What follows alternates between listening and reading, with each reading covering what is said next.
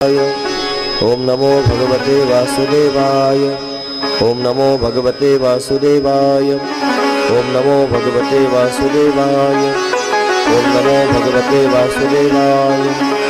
ओम नमो भगवते वासुदेवाय। वंशी विभूषित करा नवनीरदा कृष्णापरं किमपि तत्त्वमहं न जाने। कृष्णपरीय पद पंकज पंजरान्ते अद्यैव निर्विशतमानसराजहंस प्राण प्रयाण समये कफवातपित्तैः कण्ठावरोधन विधो स्मरणं कुतस्ते। वक्रतुण्ड महाकाय सूर्यकोटि समप्रभ निर्विघ्नं कुरु मे देव सर्वकार्येषु सर्वदा। शुक्लां ब्रह्म विचारसार परमामद्यां जगद्व्यापिनीं वीणा पुस्तकधारिणीं अभयदां जाड्यान्धकारापहां हस्ते स्फाटिकमालिकां विदधति पद्मासने संस्थितां वन्दे तां परमेश्वरीं भगवतीं बुद्धिप्रदां शारदां लोकाभिरामं रणरङ्गधीरं राजनीतिक्षेत्रं करुणाकरन्तं श्रीरामचन्द्रं शरणं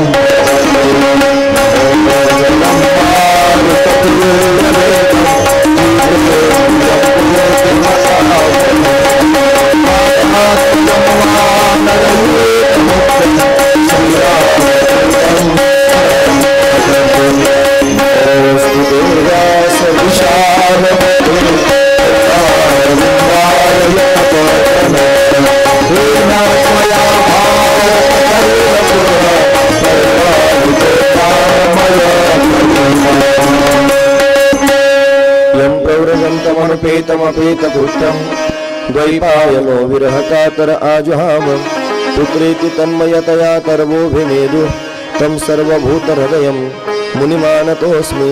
हे शङ्करं शङ्कराचार्यं केशवं बादरायणं सूत्रभाष्यकृतो वन्दे भगवन्तो पुनः पुनः। हे ज्ञानेशं ज्ञानमूर्तिं च साक्षात् रूपिं नामदेवं च दयामूर्ति नाथं वन्दे पुनः पुनः। वैराग्यस्य परामूर्ति श्री तुकाराम जगद्गुरुं नीलकण्ठ गुरुभक्त नमामि संत पंचमम्। ओम मृत्युंजयाय रुद्राय नीलकण्ठाय शाम्भवे अमृतेशाय शर्वाय महादेवाय ते नमः। सर्वमंगलमांगल्ये शिवे सर्वार्थसाधिके शरण्ये त्र्यंबके गौरी नारायणी नमोस्तुते। ओम जयंती मंगलाकाली भद्रकाली कपालिनी दुर्गा क्षमा शिवा धात्री स्वाहा सदा नमोस्तुते। गुरुर्ब्रह्मा गुरुर्विष्णु गुरुर्देवो महेश्वरा गुरु साक्षात् परब्रह्म तस्मै श्री गुरवे नमः। श्री गणेशाय नमः। श्री सरस्वत्यै नमः। श्री गुरुभ्यो नमः। हे गजानना गजानना पार्वती नंदन मोरया गजानना ओंतः प्रविश्य मम वाचमिमां प्रसुप्तां सञ्जीवयत्यखिलशक्तिधर स्वधाम्ना अन्यसहस्रचरणश्रवणत्वगादीन् प्राणान् नमो भगवते पुरुषाय तुभ्यम्।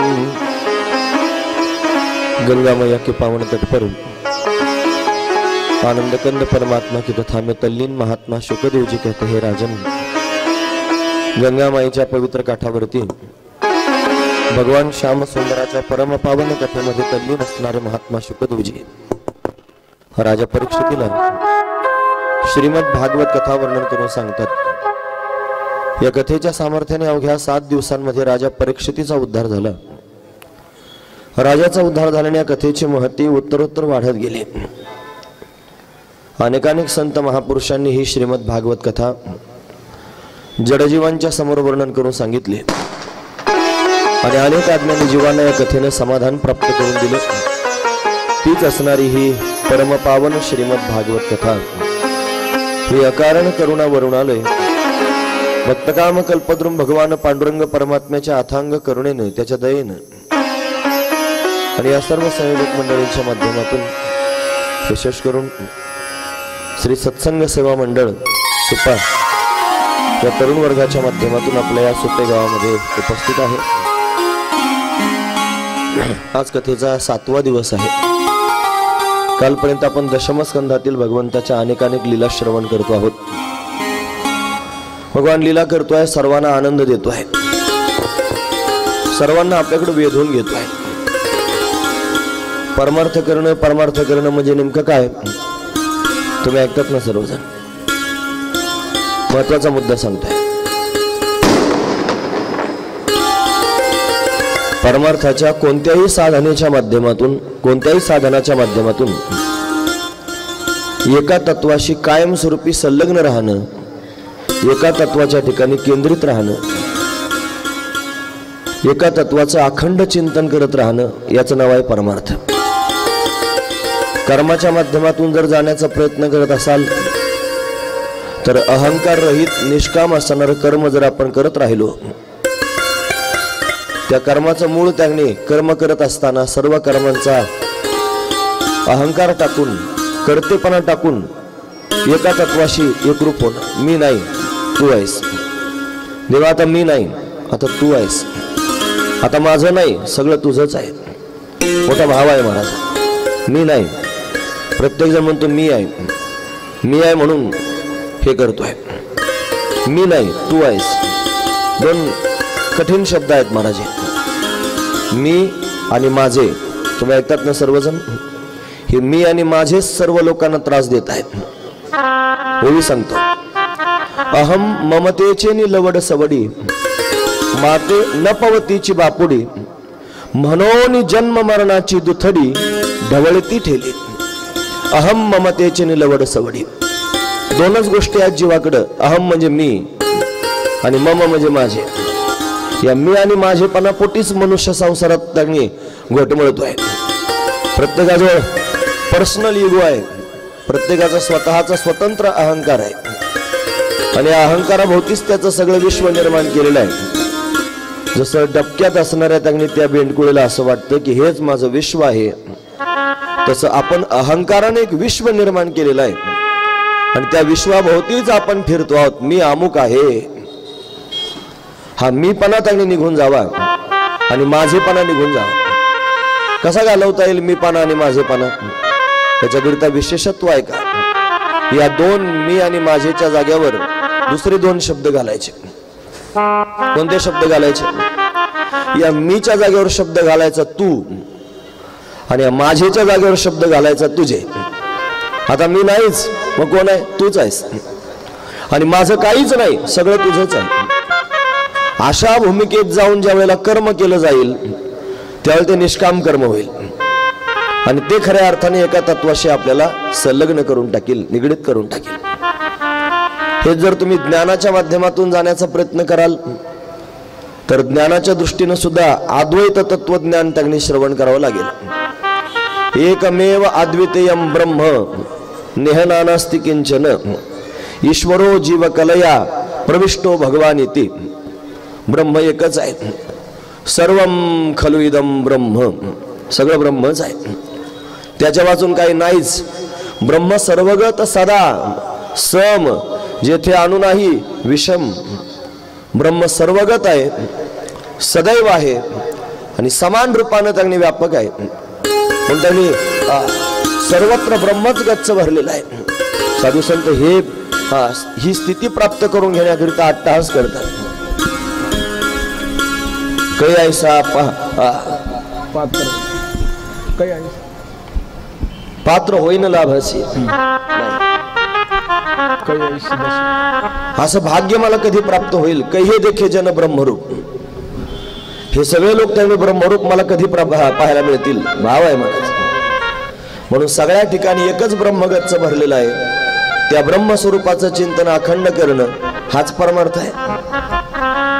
भक्तीच्या माध्यमातून तरी काय करणार आहात? भक्तीच्या माध्यमातून सुद्धा ज्याची भक्ती करायची आहे अखंड त्याच्या ठिकाणी आपलं चित्त त्याने लागून राहावं, सर्व ठिकाणी तोच तो दिसावा।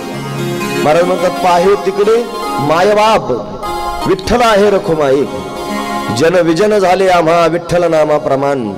पाहे तिकडे मायबाप विठ्ठल आहे रखुमाई। सगळ्या ठिकाणी परमात्माच गच्च भरलेला आहे. हरिव्यापक सर्वत्र समाना, सर्वत्र त्यांनी परमात्माच आहे. म्हणे कहा पगडारू देखे अनेरा, देखे तो सब वहीने घेरा. कुठे पाय ठेव म्हणले, दुसरं कोणी दिसतच नाही. सर्वत्र त्यांनी पाहतोय, तोच तो गच्च भरलेला आहे. पण देखे तो सब वहीने घेरा. कहा पगडारू, कुठे पाय ठेवू, सर्व ठिकाणी तोच गच्च भरलेला आहे. योगाच्या माध्यमातून जर जाण्याचा प्रयत्न करत असाल तर डोळे बंद करून ध्यानस्थ बसून एकाच आत्मतत्वाचं चिंतन करावं लागेल. आणि चिंतने चिंतने तद्रूपता. योगश्चित्त वृत्ती निरोध. योग म्हणजे काय? चित्तवृत्तीचा निरोध करणं, याचं नाव आहे योग. म्हणजे वृत्ती तदपदी, त्या पदाच्या ठिकाणी वृत्ती समरस होऊन जाणं, हाच परमार्थ आहे. महत्वाचा मुद्दा सांगतोय. आपण केंद्रित होतो, आपण संसाराच्या ठिकाणी केंद्रित होतो, संसाराला आपलं समजतो आणि संसाराच्या ठिकाणी केंद्रित झाल्या कारणानं संसाराचे जे स्वरूप आहे त्याच स्वरूपाला प्राप्त होतो. ज्याचं चिंतन कराल त्याच स्वरूपाला प्राप्त व्हाल. संसाराचं चिंतन कराल संसारासारखंच व्हाल. संसार असत आहे, जड आहे, दुःखरूप आहे. त्याचं चिंतन केलं की तसेच व्हाल. मग देवाचं चिंतन जर कराल तर देव कसा आहे? तो अविनाशी आहे. म्हणून अविनाश करी आपुले आईसे, म्हणून लावी मना पिसे गोविंदाचे. गोविंदाचं वेळ लागलं पाहिजे मनाला. किती वेळ लागावं? गोविंदाचं चिंतन करता करता आणि तो स्वतःच गोविंद रूप होऊन जावा. गोविंद गोविंद मना लागली छंद. मग गोविंद ते काया भेद नाही देवातया. देवातून त्याच्यात भेदच शिल्लक राहणार. म्हणजेच काय अर्थ झाला? परमार्थ करणं. परमार्थ करणं म्हणजे काय? एका तत्वाशी त्यांनी सदैव संलग्न राहणं, त्याच्याशी त्यांनी एकरूप होऊन राहणं. असं सगळ्यांना शक्य होत नाही. काहीतरी अडथळा निर्माण होतो. 24 तासातून एखादा तास बळजबरीने ओढून काढून काढलाच परमार्थ करण्याकरिता. तुम्ही ऐकतात ना सर्वजण? आणि सगळे काम बाजूला ठेवून निवांत एका खोलीमध्ये डोळे बंद करून आपण ध्यान करायला जरी बसलो तरी थोडस स्वतःच्या मनाला विचारा की खरोखर आपलं ध्यानच लागतं की अजून आपण काय करतो? विचार करण्यासारखी गोष्ट आहे. लागतं ध्यान. सुरुवातीला आपण जरा केंद्रित झालो की ध्यान लागतं. पण भगवंताची माया कधी तिचं काम करते सांगता येत नाही. आणि मन असं आहे जे घाईघाईने त्यांनी विषयांतर करून जातं. स्वरूपाचं चिंतन करण्याची जी धारणा आहे ती धारणा कधी निघून जाते. विचार करता करता अशी विचाराची शृंखला तयार होते की गावात बसून मनुष्य दिल्लीला जाऊन येतो. मनाची धावपळ त्यांनी सुरू होते. एका जागेवर स्थिर राहू शकत नाही.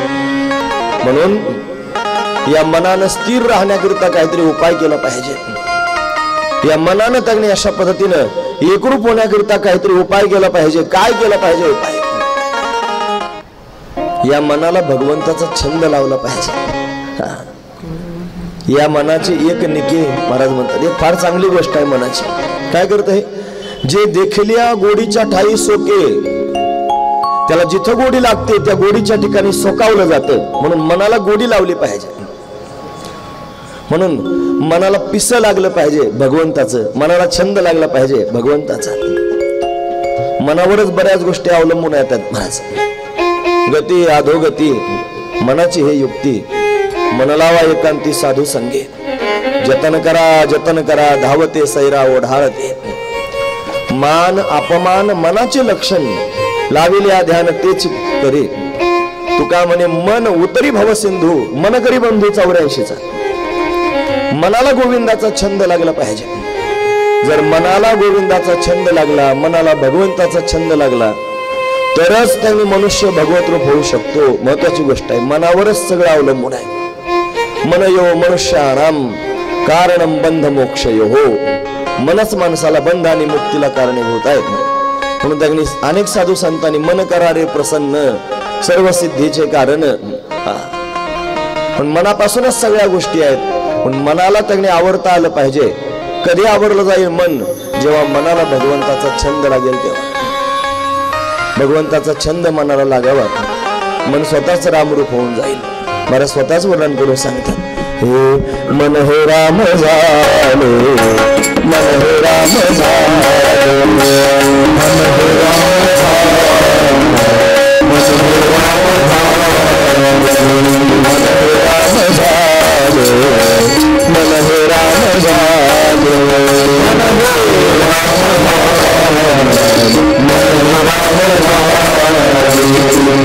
तुला सोनी कैसे तुला सोनी कैसे सियाले, मन राम गाले, मन राम गाले, मन राम गाले, मन राम गाले,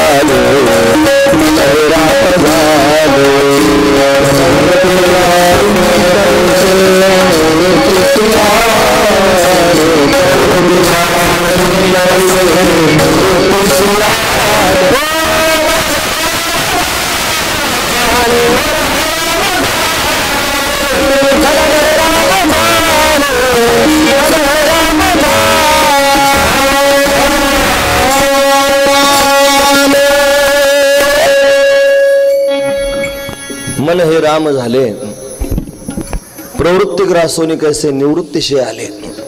मनालाच राम करायचंय, महत्वाची गोष्ट आहे. चंचल असणारं मन आहे महाराज, ते सहजासहजी कसं ताब्यात येईल. अर्जुनानं प्रश्नच विचारला देवाला, देवा हे मन मोठं अवघड आहे रे, आवरत नाही. फार चंचल आहे, फार चपळ आहे, बहुचंचल चपळ, जाता येता न लगे वेळ. हे वाऱ्याची मोठ बांधता येईल पण मनाला आवडता येत नाही. देवा माझं मन मोठं कठीण आहे, कसं काय मनाच्यानं चिंतन होईल. देवानं त्याला सांगून टाकलं, तू मनानच बघतो, मन मना भव मत बघतो, मध्याज माम नमस्करू. तू मन हे मीच करी, माझी या भजनी प्रेम धरी, सर्वत्र नमस्कारी मजे एकाठे. साधना सांगतोय, महत्वाचा मुद्दा सांगतोय. साधना जर करायची असेल, एकाग्र व्हायचं असेल तर मन ताब्यात घ्यावं लागेल, मनाला समजून सांगावं लागेल आणि मग खऱ्या अर्थानं मन परमात्म्यापर्यंत जाऊ शकतं. पण आपण किती समजून सांगितलं तरी सुद्धा आपलं मन आपलं ऐकत नाही. त्या मनानं कृपा केली तर माणूस परमार्थात येतो. महाराज म्हणतात, मनु राजा एक देह पुरी, असे नांद तू त्यासी दोघी नारी, पुत्र पौत्र सहोदर भारी, तिने कृपा केली आम्हावरी गा, म्हणून आलो या देशा, नाहीतरी होतं हिंडत दिशा, म्हणून तर या देशाला आलो. मनानं कृपा केली म्हणून.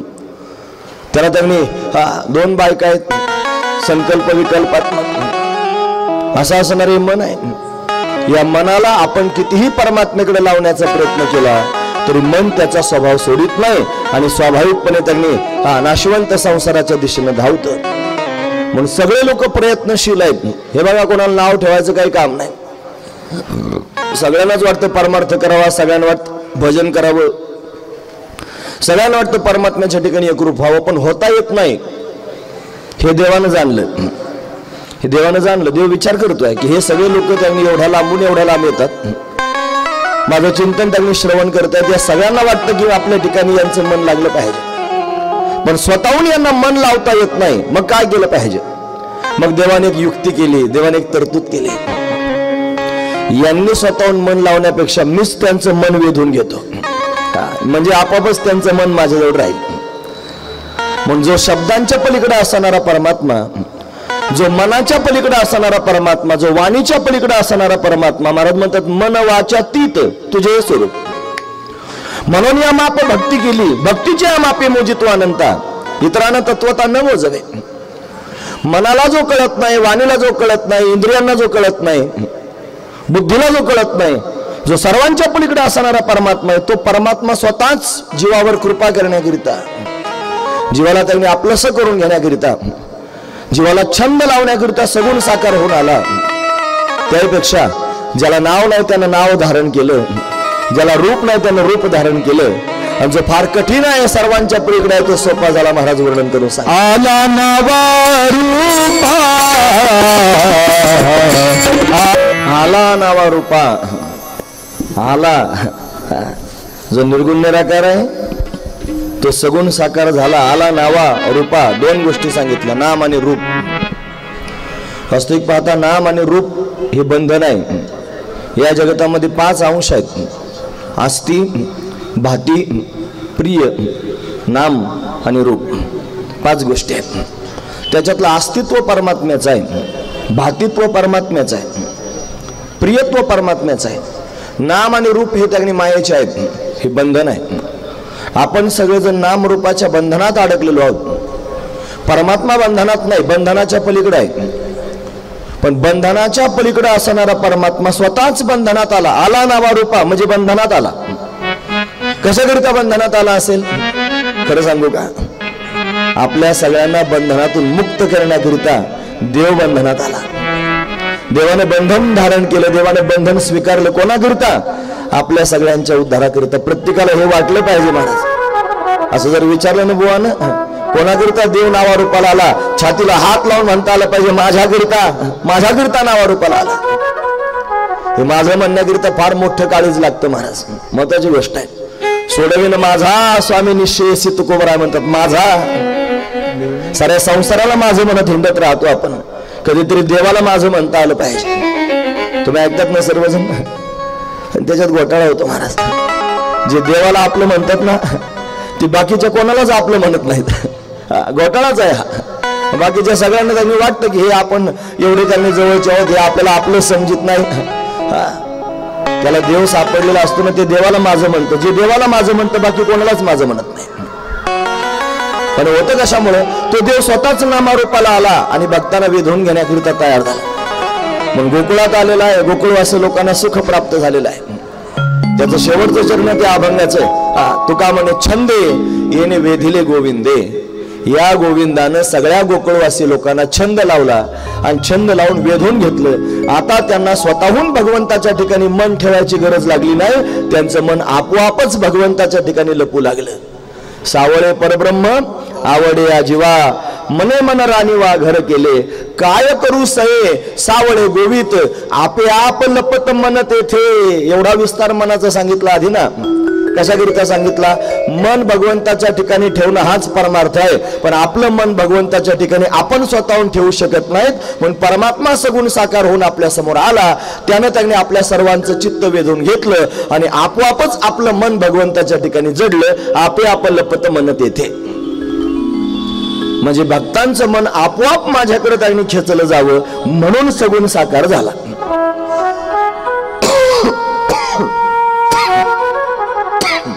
म्हणून रांगू लागला. रांगायचं काय काम महाराज? त्याला रांगायचं काय कारण पडते? एवढा समर्थ आहे अनंत ब्रह्मांड, ज्याच्या एका रोमात आहेत अनंत ब्रह्मांड, एक रोमावळी. एका रोमात तज्ञ अशा पद्धतीने अनंत ब्रह्मांड आहेत. आणि तो गवळे यांची घरी टेका धरी, तो टेका धरतोय, उभा राहण्याचा प्रयत्न करतोय, आधार घेऊन उभा राहतोय. जो सगळ्या जगाला आधार आहे तो गोपिकांच्या घरी आधार घेऊन उभा राहतोय. कशाकरिता? गोपिकांचं चित्त वेधून घेण्याकरिता, गोपाळांना आपलंसं करून घेण्याकरिता. हा कन्हैया लीला करतोय. आता हा त्याने सगळ्या गोपाळांच्या घरात, गोपिकांच्या घरात लोणी चोरण्याकरिता जाऊ लागला. लोणी चोरू लागला. सर्व गोपिका त्यांनी पाहू लागल्या. सगळ्या गावात बोभाटा झाला. पाहती गवळणी तवती पालथी दुधानी, म्हणती नंदाची आपोळी आजी चोरी केली खरे. त्याने चोरी करावी, पण रात्रंदिवस त्याचं चिंतन गोपिकांना असावं महाराज. सतत तोच डोळ्यासमोर असावा. देखीला डोळा बैसला मनी आणि तोची वदनी उच्चारी. त्याच्या छंदात आपुल्याचा विसर भोळा आणि गोविंद कळा कळवतो. स्वतःचाच विसर त्याने पडावा आणि गोविंदाचंच त्यांनी चिंतन सुरू राहावं. हे त्यानं केलं तरच कळतं. तुका म्हणे कृपा करील नारायण आणि तरीच वर्म पडे ठाया. म्हणून या कथेच्या माध्यमातून तुम्ही ऐकतात ना सर्वजण, या कथेच्या प्रांगणामध्ये बसल्यानंतर आपल्या अंतकरणातली धारणा पक्की ठेवा की या कथेमध्ये जगन्नियंता परमात्मा उभाच आहे. तो कल्पवृक्षासारखा आहे, तो कल्पतरूसारखा आहे. तुमच्या मनातली जी जी इच्छा तुम्ही त्याच्या समोर प्रगट कराल. तुका म्हणे आम्ही जी जी इच्छा करू आणि ते कल्पतरू पुरवितो. म्हणून कल्पतरू सारखा पूर्ण करणारा हा परमात्मा या कथेमध्ये उभा आहे. म्हणून तुमच्या अंतकरणातल्या सगळ्या भावना तुम्ही भगवंताच्या समोर व्यक्त करू शकता. तुम्ही त्याला सांगू शकता. आता तुम्ही परमार्थाच्या या मंडपात आल्यावर जर संसाराच्या भावना व्यक्त करत असाल तर त्याला आमचा इलाज नाही काय. तुम्ही ऐकतात ना सर्वजण? त्या परमार्थाच्या प्रांगणात त्यांनी एवढ्या पटांगणात येऊन जर तुम्ही देवासमोर संसाराच्या भावना व्यक्त करत असाल तर आमचा नाईलाज सांगायचं आमचं काम आहे. आपण काय करायचं ते ठरवलं पाहिजे. पण परमात्म्याच्या समोर व्याकुळ होऊन विनंती केली पाहिजे की देवा, जसं त्यांनी त्यांचं लोणी खातोस तसं आमचं पण कधीतरी लोणी खाण्याकरिता येणार आहे. मेरा भी माखन खा जाना, माझ्या पण घरचं लोणी कधी खाण्याकरिता येईना का नाही या असं त्याला म्हणावं लागेल, तेव्हा परमात्मा येईल. महाराज सगळ्यांचं चित्त त्याने वेधून घेतो. हे बघा, याला घरी लोण्याची काही कमी नव्हती महाराज. दही दूध तूप काय त्याच्या घरी कमी होतं का? 9 लाख गायी होत्या. किती होत्या? 9 लाख एवढ्या गायी होत्या. आणि याला त्यांनी दूध प्यायला कसं दूध होतं माहिती आहे? म्हणतात 9 लाख गायींचं दूध काढायचं, त्यातलं थोडंसं दूध घेऊन 1 लाख गायींना पाजायचं, थोडं पाजायचं. परत त्यांनी त्या 1 लाख गायीचं दूध काढायचं. परत त्यांनी महाराज ते 10,000 गायींना पाजायचं, थोडं काढून. ते परत त्यांनी 10,000 गायींचं दूध अशा पद्धतीने काढायचं. मग 1,000 गायींना पाजायचं.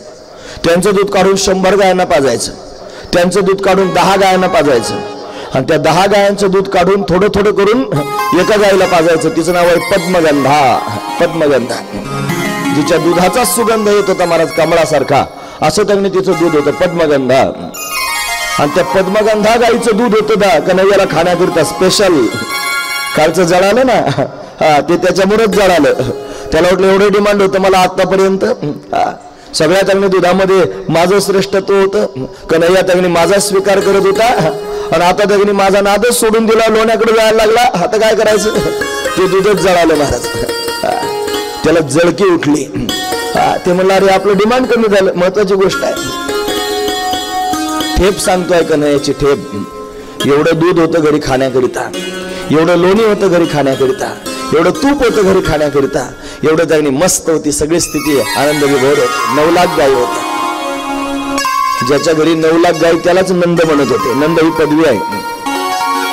एवढं त्यांनी असताना लोकांच्या घरी चोरी करण्याकरिता का जात होता असं जर कोणी म्हणत असेल तर तो मुळात लोणी चोरण्याकरिता जातच नव्हता. मग काय करत होता? हा जात होता चोरी करण्याकरिता, पण लोण्याचं निमित्त होतं आणि चोरायचं चित्त होतं. मग चित्त चोरण्याकरिता जात होता. चित्त चोरिले नंदाच्या नंदने हो. गोपिकांनी कबुली सुद्धा दिली. त्या म्हणतात हरीने माझे हरिले चित्त भारावित्त विसरली. आता कैसे जाऊ घरा नाही बरा हा लौकिक. बरं दुसऱ्याला जर काही सांगावं पारखी अशी सांगता गोष्टी घरची कुठे खातील? घरचे लोक संशय घेतील. अशी अवस्था गोपिकांची होऊ लागली. आता चोरी करतोच आहे. आता सगळ्या गावात बोबाटा झाला होता. यशोधराणी काही ऐकत नव्हती, कबूलच करत नव्हती स्वतःच्या मुलाची चूक.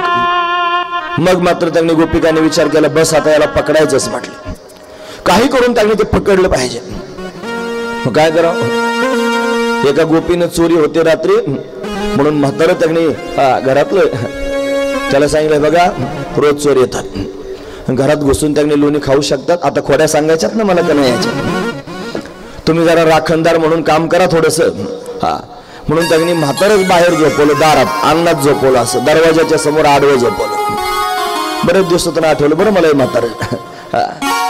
दारात त्यांनी झोपवलं. आता म्हातारं चांगलं मस्त पुष्ट झालेलं होतं, खाऊन पिऊन मस्त भारी होतं. दात त्याच्या तोंडामध्ये नव्हते, पण ढेरी वगैरे चांगली वाढलेली होती, मस्त त्यांनी दष्टपुष्ट होतं. आता त्याने अंग टाकल्यावर त्याला झोप लागली. झोपलं असंच म्हातारं त्यांनी घोरायला लागलं. महाराज ऐकतात ना तुम्ही सर्वजण? घोरू लागलं. कन्हैया गेला टोळी घेऊन. सगळे गोपाळ त्यांनी होते. कालच त्यांना वचन दिलं होतं याला तरी यारे लागे आवगे माझ्या मागे मागे. सगळ्यांना आपल्या बरोबर घेऊन त्यांनी कन्हैया, अरे चांगली दिसत होती मला. लाईटी घालवल्यानंतर ऐकणाऱ्या लोकांचा फायदा असतो. त्यांच्या चेहऱ्यावरचे भाव कळत नाहीत ना, ते ऐकतात की नाही ऐकत, खाली पाहतात का वर पाहतात हे मला समजतच नाही ना.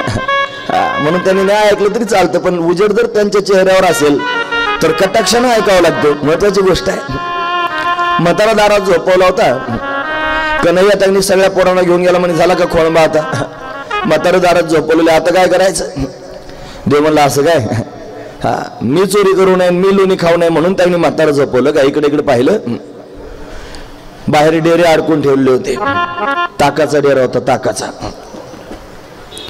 देवाने इकडे इकडे पाहिलं, तो ताकाचा डेरा असाच त्यांनी घेतला. म्हातारं झोपलं होतं ना, त्याच्या ढेरीवर त्याच्या ढेरीवरच ताकाचा डेरा पडला. घाबरलं ना म्हातारं, करून त्यांनी जागे झालं. आरडाओरडा करायला लागले. कन्हैया पळून गेला.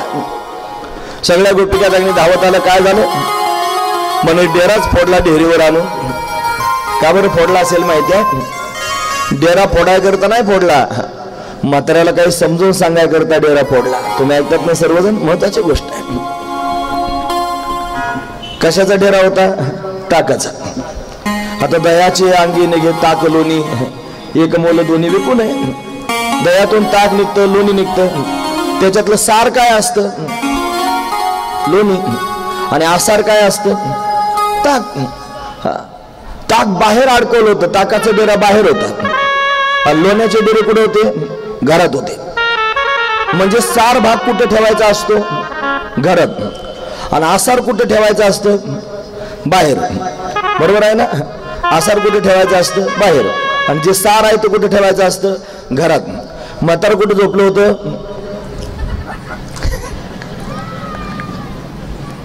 नाही कळालं? कळण्यासारखं सांगतोय. आधी प्रश्न विचारला, सार भाग कुठे ठेवायचा असतो? घरात. आणि आसार कुठे ठेवायचं असतं? बाहेर. म्हातार कुठे झोपलं होतं? बाहेर. म्हणजे आसार आणि घरातले लोक कुठे होते? घरात. म्हणजे सार भाग घरात असतो, म्हणजे घरातले लोक घरात होते सुरक्षित, आणि म्हातारा बाहेर झोपवलं. तर देवानं डेरा फोडून त्याला सांगितलं, मूर्खा, जन्म यांच्याकरता घालवला, तुला आसार समजून बाहेर बास टाकून झोपवलं. वेड्या, जरा लक्षात घे काय चाललंय ते. ही भगवंताची लीला आहे महाराज, ही समजून घेण्यासारखी आहे. त्याच्या ढेरीवरच डेरा फोडला आणि त्याला समजून सांगितलं की तुझी ताका इतकी किंमत शिल्लक राहिली, तू आता सार म्हणून शिल्लक राहिला नाहीस. हाच आहे संसार. देवानं हे समजून सांगितलं. महत्वाची गोष्ट आहे. अशा अनेक लीला कन्हैया करू लागला. आता गोपिका विचार करायला लागला, म्हणल्या कन्हैया त्यांनी कुठून येतो, चोरी करतो. आपण आता म्हातारं झोपवलं तरी काय कामाला आलं नाही म्हणले. परत गारानं त्यांनी यशोदेच्या समोर, परवा आला आमच्या घरा, दारी निजला होता म्हातारा, आणि आणून ताकाचा डेरा फोडीला सवरा त्यावरी. गोपी म्हणली, उगा माझं कुकू बळकट म्हणून म्हातारं वाचलं. नाही तो काय पाहिलं असतं म्हणे, म्हातारं जर गेला असतं मग सांग तुझ्या कृष्णाला काही समजून. तरी पण कन्हैया ऐके ना.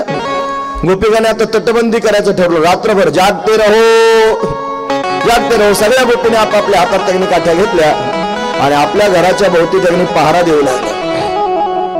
कन्हैया आपल्या सगळ्या गोपाळांना घेऊन पेंद्या, वरद्या, वाकुड्या, श्रीराम, सुदाम, मधुमंगल, मनसुख, चला रे म्हणले. सगळे गेले.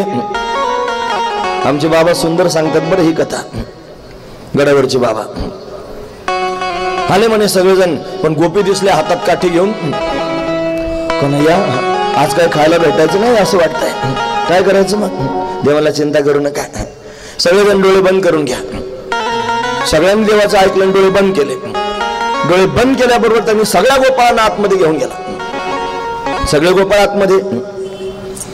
मनसोक्त त्यांनी दही दूध तूप लोणी खाल्लं. डेरे फोडून टाकले सगळे.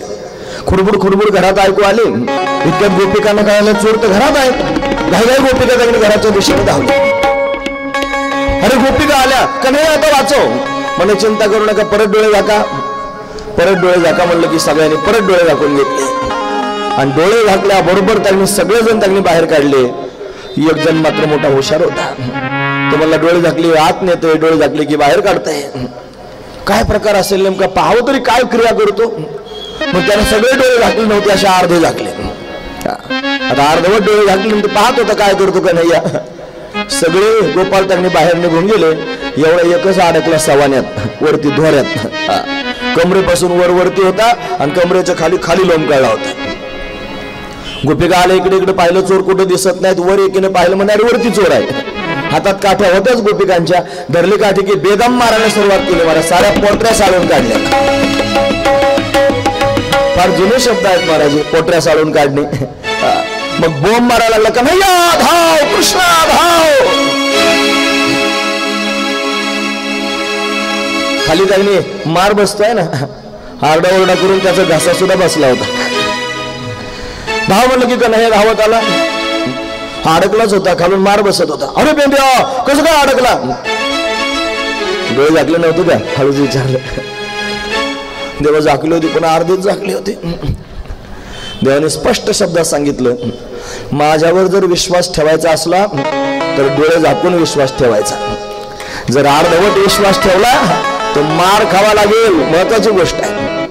या उगीच लीला ऐकायच्या असं नाही, त्यात भाव आहे ना, लक्षात घेण्यासारखाच आहे. मग देवावर डोळे झाकून विश्वास ठेवावा. अर्धवट विश्वास ठेवणाऱ्या लोकांना मारच खावा लागतो. ते तर इकडचे राहत नाहीत तर इकडचे राहत नाहीत, अशी अवस्था त्यांची होते.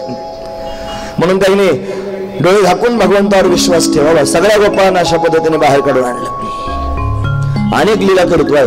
गोपिका तशा तशा गाराने सांगण्याकरिता याने माझे कवाड उघडिले, याने शिंके व तोडिले, दया दुराचे बक्षिले, उल्लंघले ताकाते, असं त्यांनी सांगू लागल्या. यानं माझं कवाडच उघडलं, गोपीच्या जवळ सांगू लागल्या. यानं शिंकच तोडून घेतलं, याने कुलूपच तोडलं, असं सर्व गोपी वेगवेगळ्या पद्धतीने सांगतात. पण हे कवाड उघडणं, शिंक तोडणं, कुलूप तोडणं याचा अर्थ काय होतो? साधू संतांनी त्याचा अर्थ उलगडून सांगितला. ते म्हणजे कवाड भ्रांतीचे उघडले. भ्रांती आहे ना, त्या भ्रांतीचं, भ्रमाचं कवाडच उघडं करून दिलं, म्हणजे भ्रम घालवला. कवाड भ्रांतीचे उघडले, कुलूप मायेचे तोडिले. सगळ्या लोकांच्या बुद्धीमध्ये त्यांनी मायेचं कुलूप पडलेलं आहे. म्हणून तर ब्रह्मबोध अंतकरणामध्ये उतरत नाही.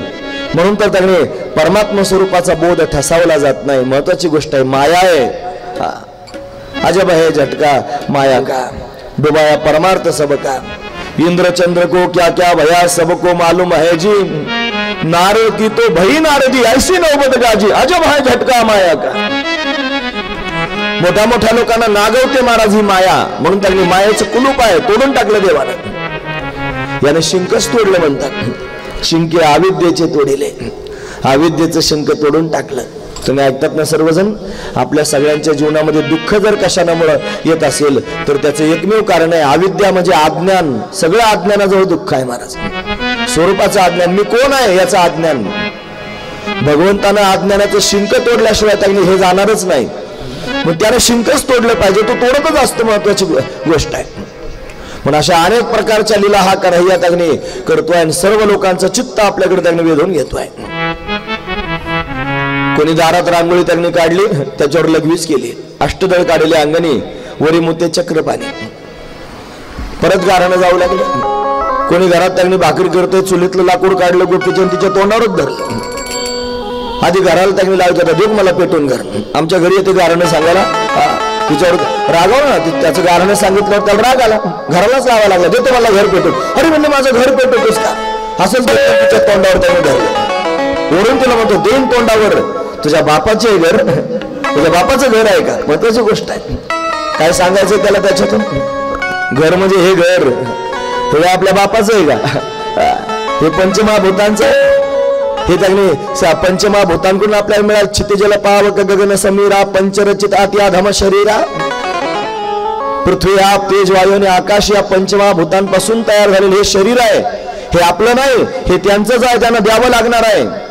काळ याला घेऊन जाणार आहे. हे काळाचं आहे, देह हे काळाचे, धन कुबेराचे. जगातल्या सगळ्या संपत्तीचा मालक कुबेर आहे आणि या प्रत्येक वस्तूवर काळाची सत्ता आहे. काळ त्यांनी याला घेऊन जाणार आहे. म्हणून त्यांनी काळ घेऊन जाईल, सावधान.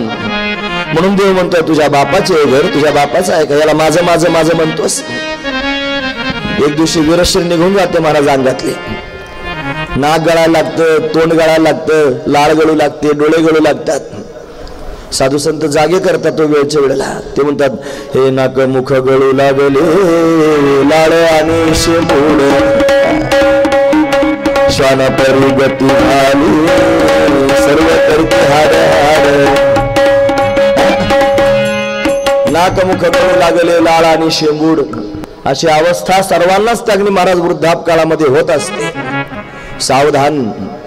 ती अवस्था होण्याच्या आधी, आपली बुद्धी क्षीण होण्याच्या आधी बुद्धीमध्ये निश्चय करून ठेवला पाहिजे. आणि कशाचा निश्चय करणार आहात? बुद्धी निश्चय, आत्मज्ञान, ब्रह्मरूप भावी आपण आपण. बुद्धीने त्यांनी आत्मज्ञानाचा निश्चय करून घ्यावा.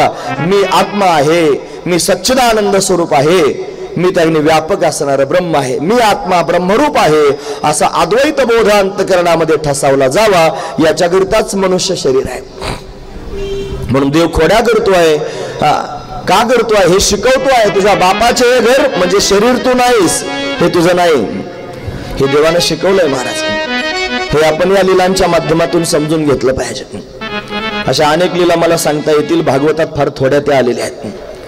घरातच चोरी करतोय, आईच्या समोर त्याने लोणी खाऊ लागला, तिचा पदर धनु ओढत आणलं, म्हणे घरात चोर घुसला. आरसा समोर होता, आरशासमोर स्वतःच उभा राहिला, राहिला म्हणतो हा बघ हा चोर आहे. यशोधराने भक्ती आहे ना महाराज, म्हणून भक्तीच्या समोर स्वतःला प्रगट करतो. आईला म्हणतो हे बघ हा चोर आहे, असा पुराण प्रसिद्ध चोर केशव नाम्याचा दातार, हा त्याने पुराणामध्ये प्रसिद्ध असणारा चोर आहे. म्हणतात गोकुळात याने चोरी केली फार, म्हणून समोर उभा केला, त्याने फार चोऱ्या केल्या, हा चोर आहे, चित्त चोरणारा चोर आहे. पाप खाऊन टाकतो, हरे हरती पाप, आणि पाप खातो, पाप हरण करून घेतो, दुःख हरण करून घेतो, चित्त हरण करून घेतो, मनाला बेधून घेतो, अशा चोऱ्या करतो महाराजा. पण हा असणारा कन्हैया घरात लीला करतोय. एक दिवशी मला चंद्रच पाहिजे मला खेळायला. आता चंद्र काय खेळायची वस्तू आहे? नाचायलाच लागला, थोय मला तेच पाहिजे, मला काय करायचं आता? नंदराजाने घरातून आरसा आणला, आरशात चंद्र दाखवला, बघ म्हणे हा. मग शांत झाला. म्हणे काय खेळायची वस्तू आहे चंद्र सूर्य? मनातली मनात म्हणला मला तेच खेळावं लागतंय, दुसरं मला खेळता येत नाही. चंद्र सूर्य त्याचं खेळणंच आहे महाराज, महत्वाची गोष्ट आहे. खेळतोच आहे तो, सगळ्यांबरोबर खेळतोय, फक्त त्याचा खेळ आपल्याला कळायला पाहिजे. खेळतो येण्याची खेळावा, त्याच्याशिवाय दुसरा कोणी खेळ खेळूच शकत नाही. यादवाचा पोर एक गोप्या भला, तो बहुतच खेळ खेळला रे, फार खेळ खेळला, आणि शेवटी खेळाची मोडून गेला रे. त्याला खेळ मोडून सुद्धा जाता येतं, त्याचा स्वभाव आहे. असा अनेक प्रकारच्या लीला करतोय, अनेक प्रकारचे खेळ करतोय, अनेक प्रकारच्या खोड्या करतोय. या भगवंताच्या बाललीला आहेत. कोणाच्या दाढीची विणीची गाठणच मारून दिली, याला हात लावल्यावरच सुटली महाराज. याचा अर्थ काय होतो? चिज्जड ग्रंथीचा भेद त्याने झाला. हा भेद होणे फार महत्वाची गोष्ट आहे ना महाराज. आपल्या ठिकाणी चेतना आहे, या चेतनेला त्यांनी महाराज आपण जाणत नाहीत. आपला जीवपणा जो आहे की नाही, तुम्ही ऐकतात ना सर्वजण, जीव जीव म्हणजे काय? बऱ्याच दिवसाची ऐकणारी मंडळी आहात तुम्ही. जीव म्हणजे काय, कसं काय तयार झाला हो जीव? तुम्ही ऐकतात ना, सांगा बरं जीव कुठे राहतो शरीरात, कोणत्या ठिकाणी राहतो? नेमकं त्याचं राहण्याचं ठिकाण कोणतं आहे? मूलाधार चक्रात राहतो का मणिपूर चक्रात राहतो का सहस्रदल कमलात राहतो? माणसं असा कधीच विचार करीत नाहीत. वरवर वरवर फक्त आपलं ऐकायचं, छान छान छान, कपाळाला मळवट भरून हिंडायचं, स्वतःला फार चांगलं परमार्थिक म्हणायचं, आणि असं एखादा बोलायला लागलं त्याचा राग धरायचा, मग म्हणायचं ते फार फुगीर आहे असं म्हणायचं. खरं सांगितलं की माणसाला फुगीरच वाटतं ते, पण वस्तुस्थिती हीच आहे ना. कोण जाणून घेतो सांगा? जीवपणा म्हणजे काय? बुद्धी म्हणजे अंतकरण, अंतकरणाचं अधिष्ठान चैतन्य, आणि त्या चैतन्याचा अंतकरणात पडलेला आभास, या तिघांना मिळून जीव असं म्हणतात. त्याचा उलगडा त्यांनी झाला पाहिजे, त्याचा विचार कधीतरी आपण केला पाहिजे. आणि असा विचार जर आपण त्यांनी केला नाही सिरियस होऊन, तर आपल्याला कधीच या गोष्टींचं ज्ञान होणार नाही. मग देवानं त्यांनी जडचेतनाचा निवाडा अशा पद्धतीने करून दाखवला. दाढीची वेणीची गाठ मारून टाकली आणि त्यानेच हात लावल्यावर सोडून दिली. कळावं याच्यातलं त्यांनी माझं स्वरूप काय आहे, त्या स्वरूपाला जाणण्याकरिता अट्टहास करावा. हे भगवान शिकवतोय या सर्व गोष्टींच्या माध्यमातून, हे आपण जाणून घेतलं पाहिजे. अशा अनेक प्रकारच्या लीला भगवंताच्या सांगितल्या. साधू संतांनी बाललीला भगवंताची सांगितली एक, आणि तिथपर्यंत सगळ्या लीला सांगितल्या. एक असणारी सुखिया नावाची माळीन होती, माळीनबाई होत्या, गरीब होती महाराज. फळं विकत होती, फळं, आणि ती त्यांनी फळं विकण्याकरिता जात होती, त्याच्यावरच तिचा उदरनिर्वाह होता. टोकरीमध्ये फळं घेतली होती, डोक्यावर फळं घेऊन त्यांनी चालली होती. फळं घ्या, फळं घ्या, फळं घ्या म्हणत होती. दिवसभर फिरली पण कोणी तिचे फळ घेतलेच नाही. त्याच्यावरच तिचा उदरनिर्वाह होता. ते विकल्याशिवाय तिला पुढे गत्यंतर नव्हतं. मग काय करावं? अशीच फळं घ्या करत करत त्याने कन्हैयाच्या घरासमोर आली. नंदबाबाच्या नंद भवनाच्या समोर आली. फळं घ्या म्हणून हाक मारू लागली. इतक्यात कन्हैया धावतच बाहेर आला.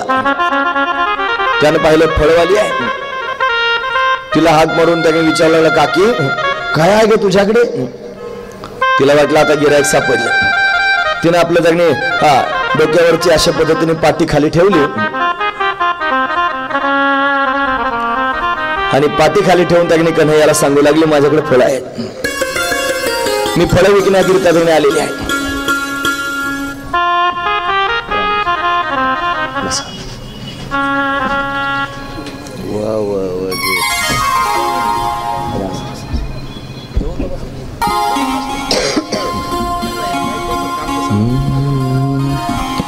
श्री कृष्ण गोविंद हरे मुरारे हे नारायण वासुदेव. श्री कृष्ण गोविंद हरे मुरारे हे नारायण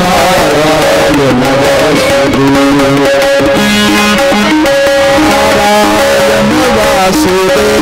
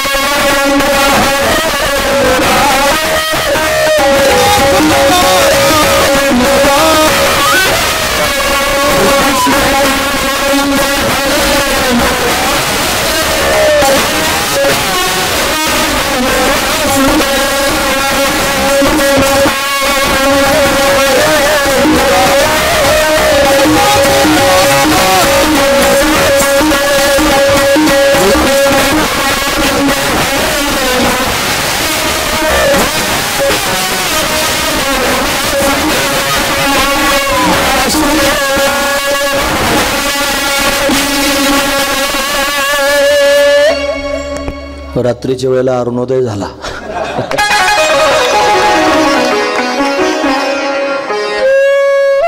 त्याला साफ करणारी मंडळी अतिशय गोड भगवंताचं त्यांनी चिंतन करतात. मंडळाच्या वतीने त्यांचं स्वागत आहे. कन्हैया लीला करतो आहे. माळीनबाई डोक्यावर त्यांनी फळाची पाटी घेऊन चालल्या होत्या. कन्हैया म्हटलं, काय आहे काकी? गायगायने त्यांनी पाटी तिनं खाली टेकवली. सांगितलं, बाळा फळं आहेत, फळं फार गोड आहेत, फळं घेतोस का? दे ना म्हटलं, मला दे ना फळं. ती म्हटली, देण्याकरताच आहेत पण अशा नाही देणार, मग काहीतरी मोबदला द्यावा लागेल. तुम्ही ऐकता सर, महत्वाचा मुद्दा, काहीतरी मोबदला द्यावा लागेल. कन्हैया गायगायने तिच्या जवळ गेला. तिच्या गालाला हात लावून त्यांनी विचारायला सुरुवात केली, काकी मोबदला म्हणजे काय असतं ग? मोबदला म्हणजे नेमकं काय असतं सांग तरी मला. माझी आई ना मला रोज त्यांनी लोणी खाऊ घालते, मला रोज दूध प्यायला देते, मला रोज तिच्या हाताने जेवू घालते, पण कधीच माझ्याकडे मोबदला मागत नाही. तू हा मोबदला काय मागतेस? माझ्याकडे मोबदला देण्याकरता काय नाही, पण तुझी फळं त्यांनी दे ना मला. कन्हैयाच्या मधुर शब्दाने त्यांनी महाराज स्वतःला विसरूनच गेले.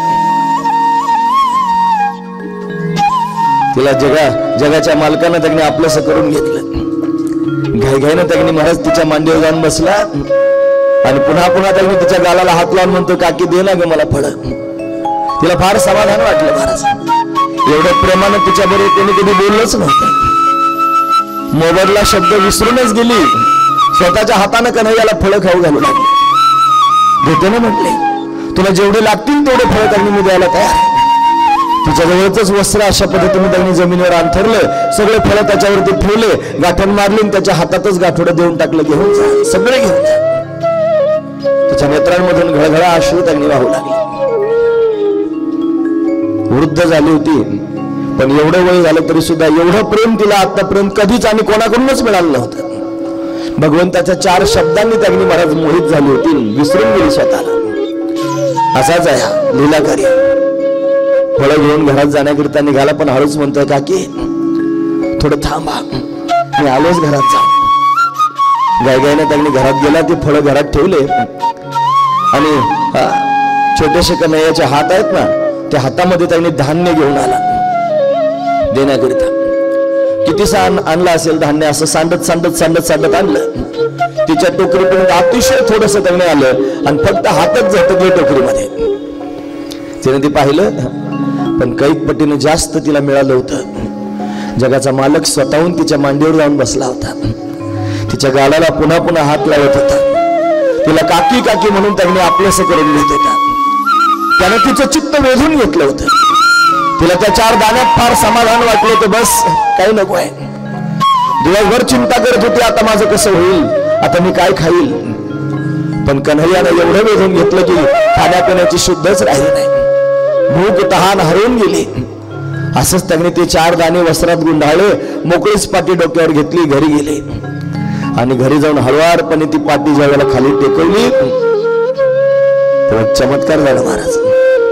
त्या पाटीमधून रत्न ओसंडून वाहू लागले. एवढे रत्न त्या पाटीमध्ये गच्च भरले गेले की ते पाटीतून ओसंडून बाहेर वाहू लागले.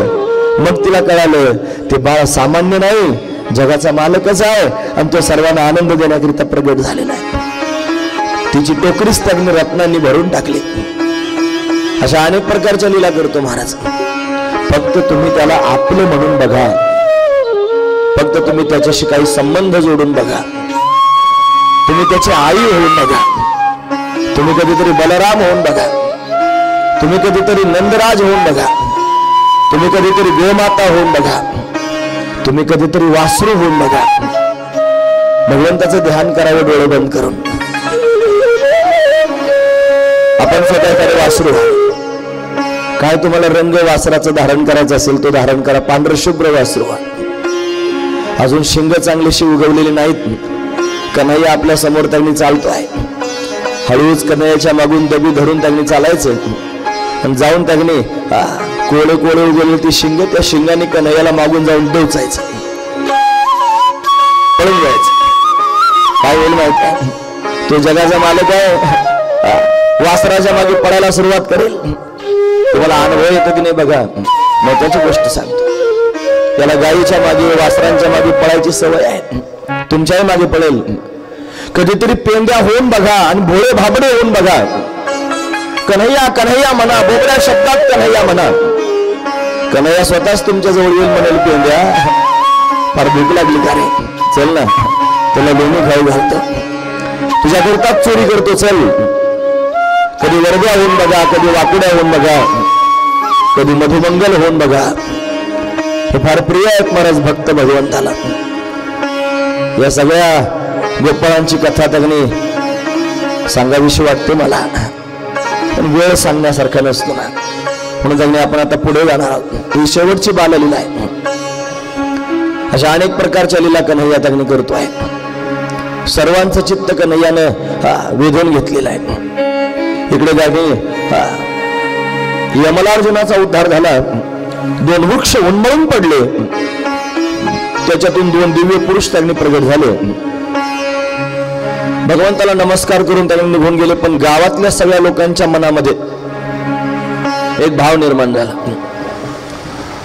काय झालं असेल, काहीतरी इथेही पुन्हा चमत्कार होऊ लागला. आपण गोकुळ सोडून दिलं, नंद गावात आलो. इथेही पुन्हा त्यांनी चमत्कार पाहायला मिळू लागले. आता इथे थांबायचं नाही, आपण हे गाव सुद्धा सोडून देऊ, कुठे जायचं. पण सगळ्यांनी मिळून निर्णय केला की एक सुंदर असणारं वन आहे, वनम वृंदावनम नाव, वृंदावन नावाचं एक वन आहे. त्या वृंदावनातच आपण सर्वजण त्यांनी राहूया. महत्वाची गोष्ट आहे. काल आपलं सुपागाव गोकुळ झालं होतं, आता आज ते वृंदावन होणार. वृंदावनात कन्हैया जाण्याकरिता निघाला. खरं तर हा फार खोड्या करतोय, फार चोऱ्या करतोय. आईने सांगून टाकला आता फार त्रास देतोस, घरी राहण्याच्या योग्यतेचं राहिला नाही, वनात जा. त्याला वनात पाठवायचंय गोमातेला घेऊन, वासरांना घेऊन त्यांनी वनात कन्हैया जाणार आहे. आईनं त्यांनी वनात जायला सांगितलं तर खरं, पण हा वनात त्यांनी जात असताना आईच्या अंतकरणाला फार वेदना होत आहेत. माझा कन्हैया त्यांनी मला सोडून कधीच राहिला नाही, गाव सोडून त्यांनी कुठे गेला नाही. आता हा वनात गायीच्या मागे त्यांनी फिरेल, त्याचे कोमल असणारे चरण आहेत, दमून जाईल, थकून जाईल, त्याचे पाय दुखतील. भूक लागल्यानंतर इकडून इकडून मैया मैया मैया म्हणत त्यांनी माझ्या समोर त्यांनी येणारा कन्हैया, स्वतःच्या हाताने लिली खाणारा हा कन्हैया, त्याला एक शिदुरी त्यांनी बांधून द्यायची. हा वनात आता जाणार आहे. तिला व्याकुळता होऊ लागले, पण तरी सुद्धा कन्हैया लीलाकार्यन, त्याला वनात जायचंच आहे. वनात वृक्ष आहेत आणि त्या सर्व वृक्षांमध्ये त्यांनी काही तपस्वी घडलेले आहेत. त्या तपस्व्यांना भेटायचंय, हरणांना भेटायचंय, वानरांना भेटायचंय, पक्ष्यांना भेटायचंय. सर्व त्याची वाट पाहत आहेत, म्हणून तर त्याला वनात जायचंय. गोमातेला बरोबर घेऊन हा कन्हैया त्यांनी वनाच्या दिशेने जाऊ लागला. सुंदर असणारी भगवंताची छबी आहे, साधू संत वर्णन करून सांगतात.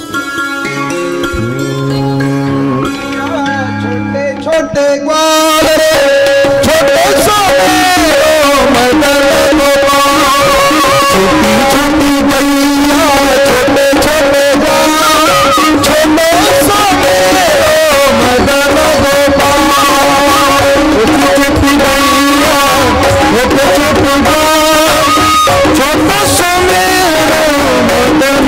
गोपाल, छोटी छोटी गैया छोटे छोटे ग्वाल, छोटे सोने मदन गोपाल,